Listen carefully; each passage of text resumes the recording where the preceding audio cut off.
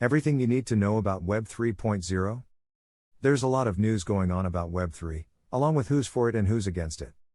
No matter what is being said or the critic's view, the great thing about this is that it gives a great opportunity to become a millionaire. First, before I get into ways to profit and invest and make a fortune from this new opportunity, let's go over a few points about Web 3.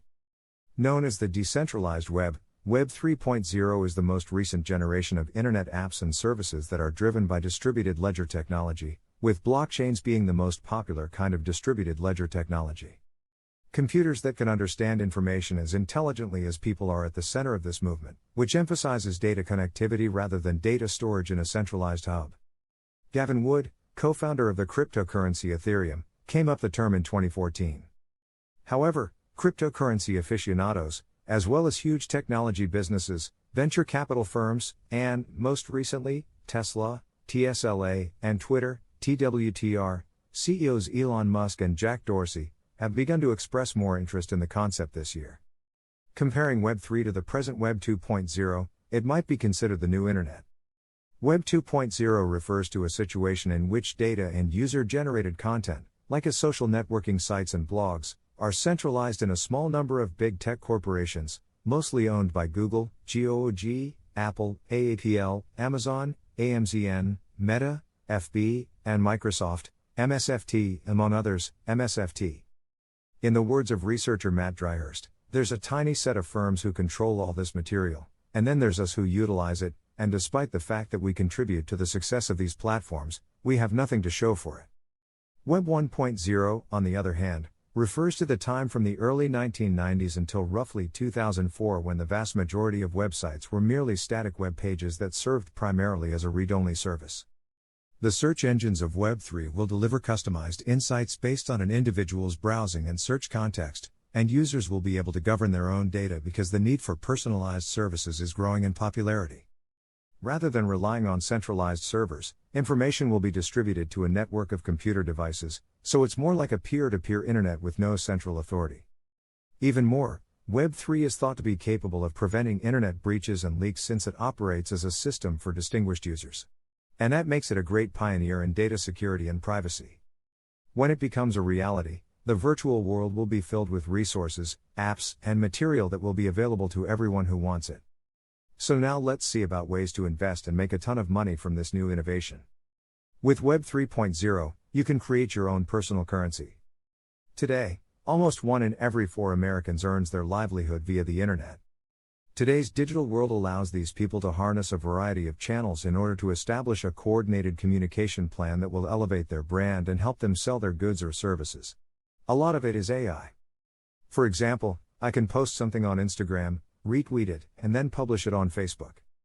In today's centralized off-chain digital economy, the value of this activity is mostly collected by the platforms, which are centralized and off-chain. It is expected that these online behemoths, whose existence is entirely dependent on the behaviors of its users and the number of followers they have, would be disturbed when Web 3 explodes onto the scene.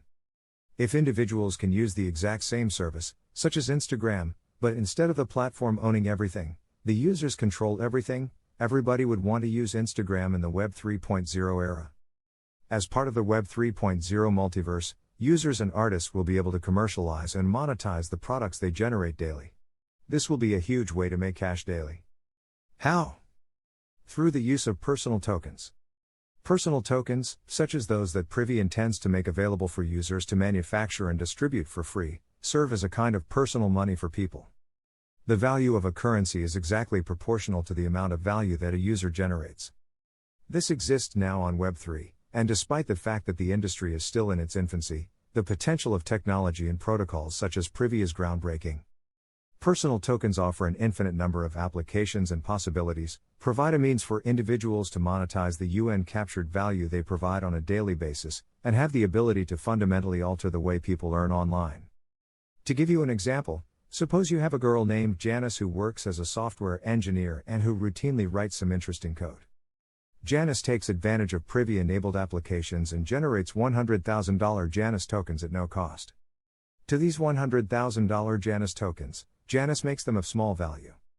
Janice has 100 followers, and she chooses to give out $10 Janice tokens to each of them at no charge. In the next weeks and months, Janice comes up with some groundbreaking code and announces her discovery to her followers. A picture of her code is attached to the announcement, which her followers may see if they hold $20 Janice tokens. Followers will not need to spend that number of coins, they simply will need to own that amount of money. Some of his followers are attracted enough to purchase an additional $10 Janice tokens in order to watch the code. With each purchase, sale, or transfer of $Janice tokens, the price of $Janice tokens begins to rise in value as a result. There are two key reasons why this method of monetization is extremely novel. For starters, Janice has hundreds of thousands of Janice tokens in her possession. What happens if she consistently creates groundbreaking code? Because of the rise in followership, she is distributing and selling more Janice tokens, and the value of her hundreds of thousands of tokens grows as a result of this process. 2. Not only does Janice gain from the growth in value of the currency, but individuals who purchase Janice tokens early in the process also benefit from the increase in value of the coin. As a result, they are motivated to spread Janice's work to others since they know they will be able to monetize the increase in value of the Janice tokens. While this may seem to be an idea from the far future, it is really not that far away at all. At the moment, personal tokens are being used.